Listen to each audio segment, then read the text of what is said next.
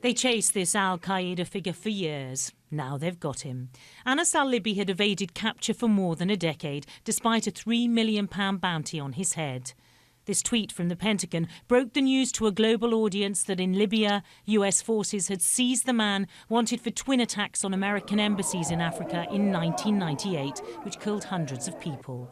The US is honing in on African-spawned terrorism, also targeting militants in Somalia this weekend.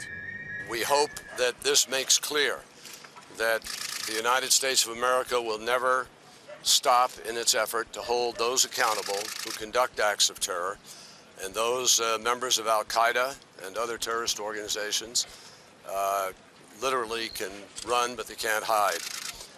Al-Libi's capture is highly significant for the US in PR and practical terms. Look at this FBI most wanted list from the 1990s. Top left is Osama bin Laden, below the man now in US custody. 49-year-old Anas al Libi was born in Tripoli. He acted as Al-Qaeda's computer and intelligence expert. He lived in Manchester for a time in the 1990s, but fled the UK before he could be arrested.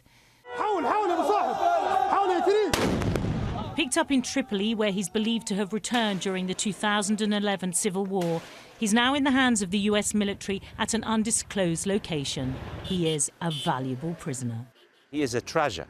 The Americans are going to spend countless hours trying to debrief Al-Libi.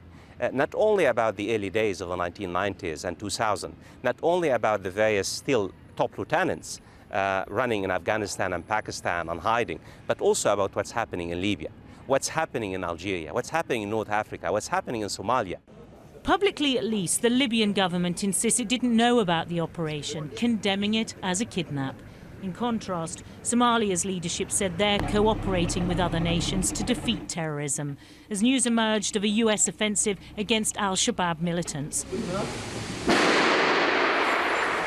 The operation came 2 weeks after the group claimed it was behind the bloody siege at Kenya's Westgate Mall.